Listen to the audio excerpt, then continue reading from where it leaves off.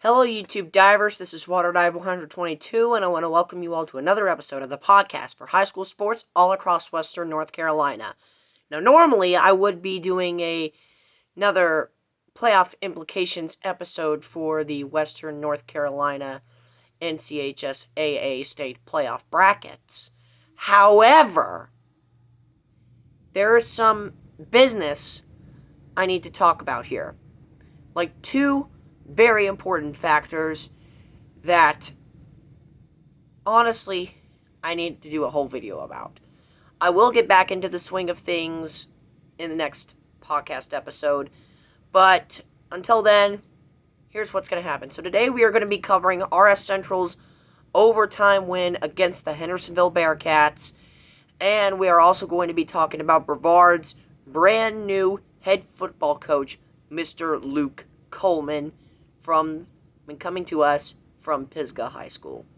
But first, let's talk some basketball, shall we? So basically, RS Central and Hendersonville, I said in the previous episode that this was going to be a great game, and it definitely was. Now, for context here, really, RS Central was the favorite. They have an amazing record. They have an explosive team led by Jaden Costin. And plus they are virtually unstoppable over at home.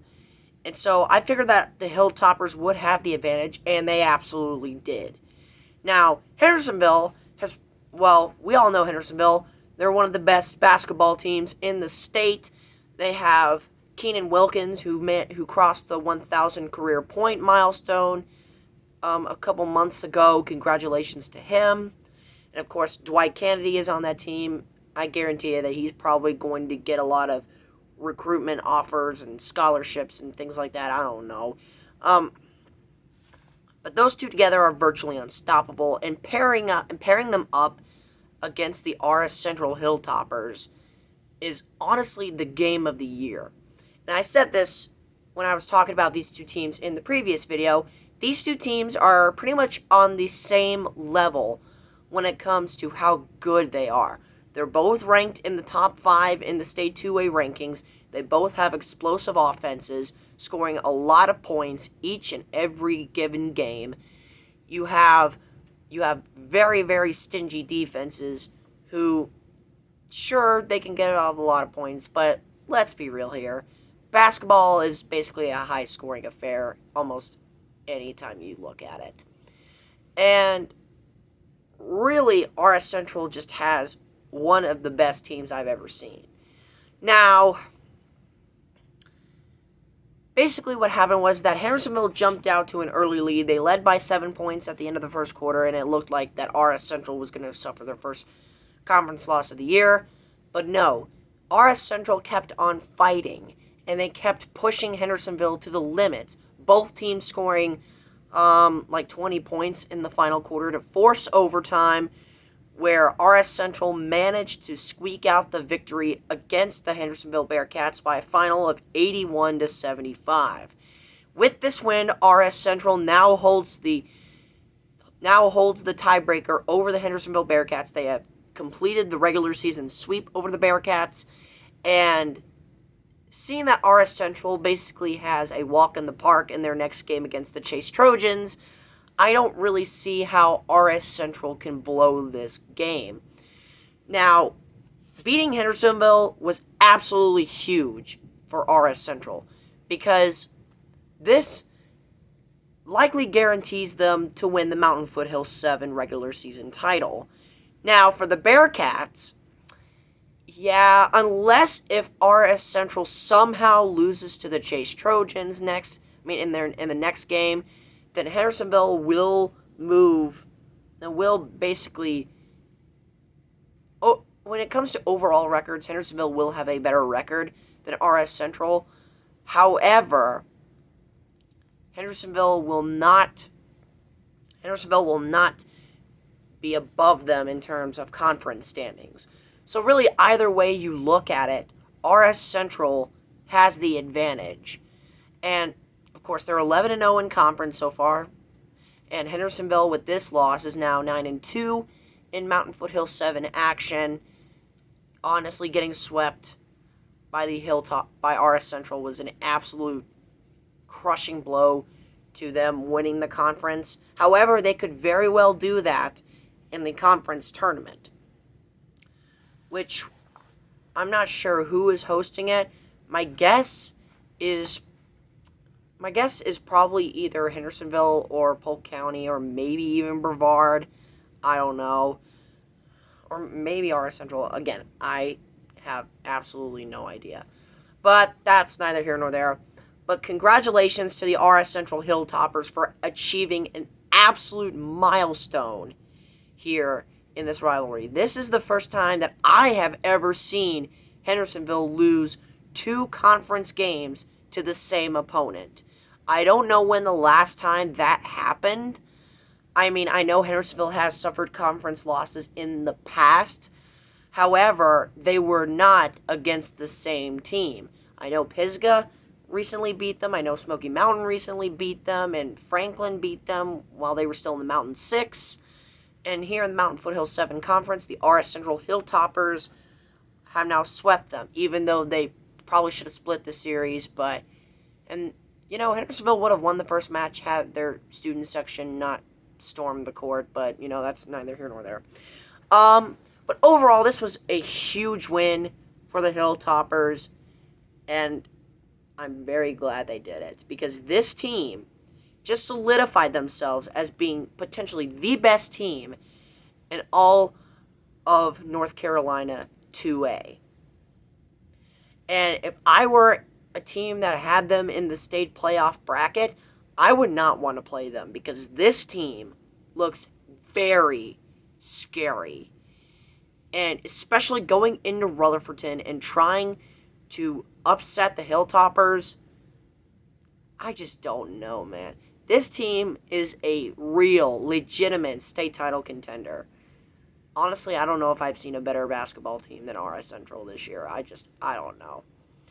But yeah, once again, congratulations to the RS Central Hilltoppers for a huge win.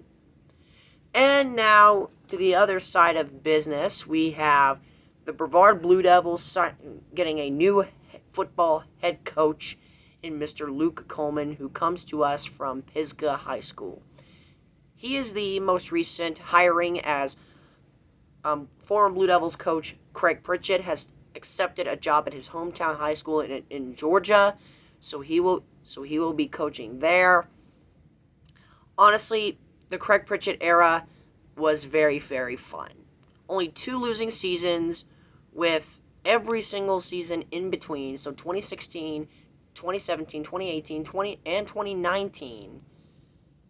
So, including 4 straight playoff berths from 2016 to 19, and a trip to the 2018 state semifinals, even though we probably should have made it to the state championship, but that's neither here nor there. Overall, the Craig Pritchett era definitely had a lot of fond memories. Of course, we did get some great D1 recruits during this year, most notably the Ellenberger brothers, Tanner Ellenberger going to Appalachian State, and Luke Ellenberger going to Coastal Carolina for a little while. And of course, you had Anthony Fields rushing for over 1,000 yards in 2018. Which was very, very great in 2018. And, of course, many phenomenal quarterbacks. Most notably, the aforementioned Tanner Ellenberger, Mitchell Johnson, and Baxter Swicegood. And Joe Powell, say what you will. But specifically, Mitchell Johnson in 2017 and 18, and Baxter Swicegood in 2019 were the most notable quarterbacks from the Pritchett era. The former took us to the state semifinals against the Reidsville Rams, where we fell 24-21, but neither here nor there. Now, Mr. Luke Coleman is coming to us from Pisgah High School, as I've said many times before. I'm very interested to see what he can bring to this football team. I know he's coming from a great Pisgah team that, had great teams in the past, a lot like Brevard. And maybe he might just have some knowledge on how to beat the Pisgah Bears.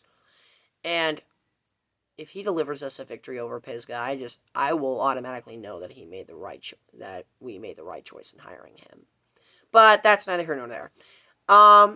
His arrival has sparked a lot of controversy within the community, as there are a lot of strong anti-Pisgah Brevard fans here in Brevard. But, that's just the fun of rivalries. Isn't that right? But I'm like, chill, man. Just give this dude a chance. He might deliver us some good. And I have complete and total faith in what Luke Coleman can do with this football team.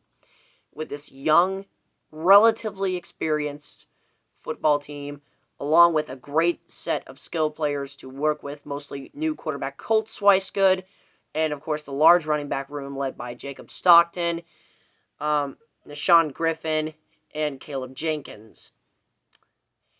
And although we are losing some players in the passing game, most notably Sammy Kessinger and Kyle Lovett due to graduation, I still think that the rushing game will be able to get us some valuable yards, and a lot of the juniors from this year will be able to step it up, in my opinion.